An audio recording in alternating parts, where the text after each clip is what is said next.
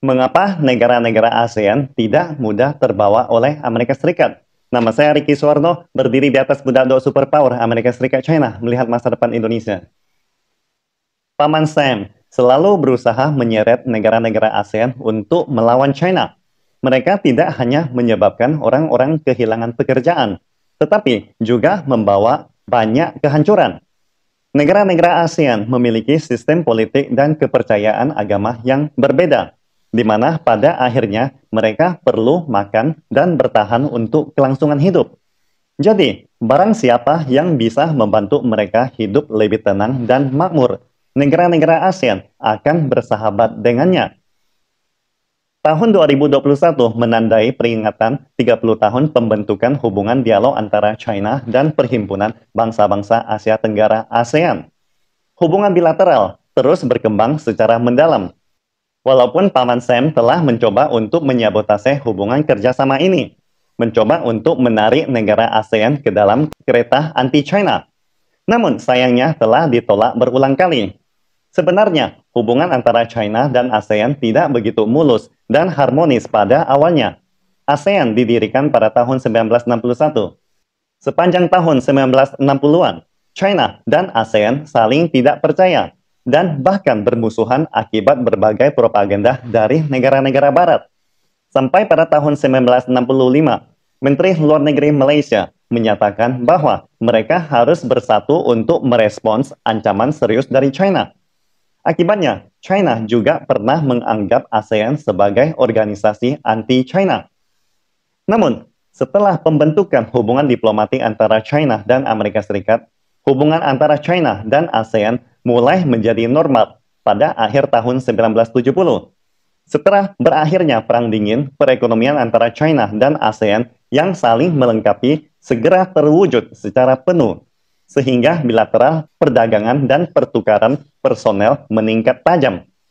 Sebelum pecahnya wabah epidemi COVID-19, Asia Tenggara telah menjadi salah satu tujuan wisata paling populer bagi wisatawan China.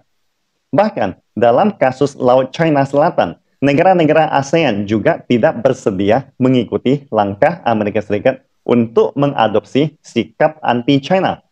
Tentu saja, Paman Sam tidak pernah menyerah untuk membujuk atau memaksa ASEAN.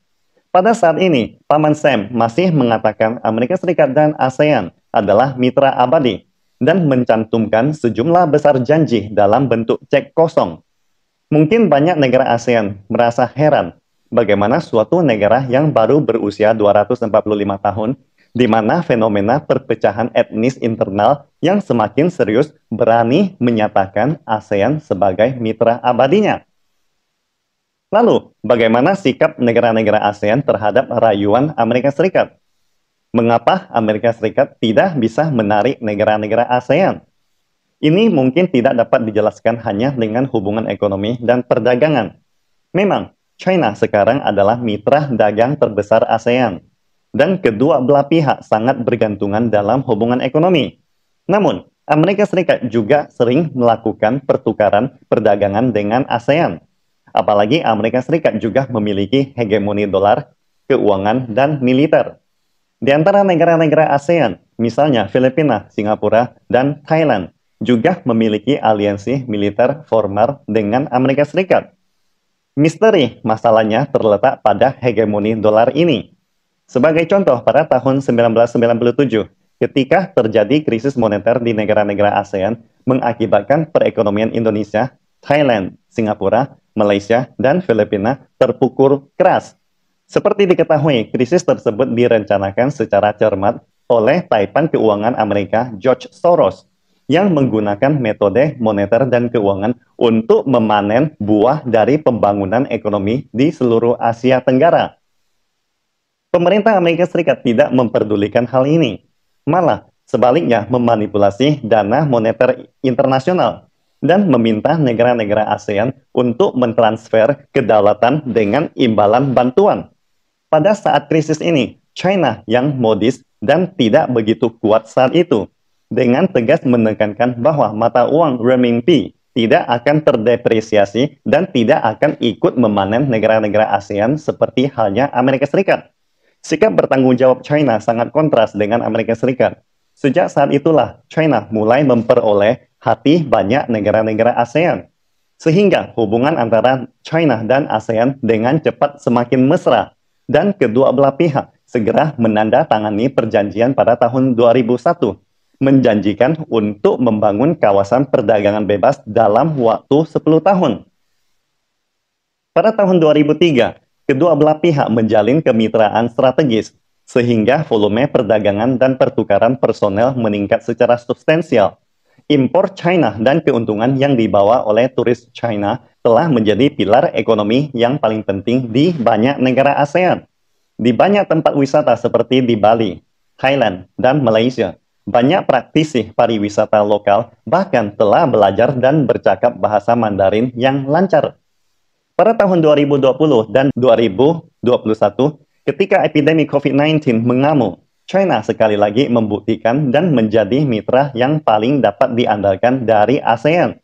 Pada awal Agustus 2021, China telah mengkontribusikan 200 juta dosis vaksin COVID-19 ke 10 negara ASEAN, termasuk banyak bahan anti-epidemi yang sangat dibutuhkan. Bahkan, di bawah pengaruh epidemi yang sangat parah pada semester pertama 2021, volume perdagangan bilateral telah melebihi 410 miliar dolar Amerika Serikat. Tidak hanya itu, pada KTT Hari Ulang Tahun ke-30 Hubungan Dialog China-ASEAN pada tanggal 22 November yang lalu, China mengumumkan bahwa mulai sekarang, China dan ASEAN secara resmi akan menjalin hubungan kemitraan strategis yang komprehensif. China juga akan memberikan 150 juta dosis vaksin COVID-19 tambahan ke negara-negara ASEAN secara gratis. Dengan begitu banyak vaksin yang didonasikan, dapat menyelamatkan banyak nyawa.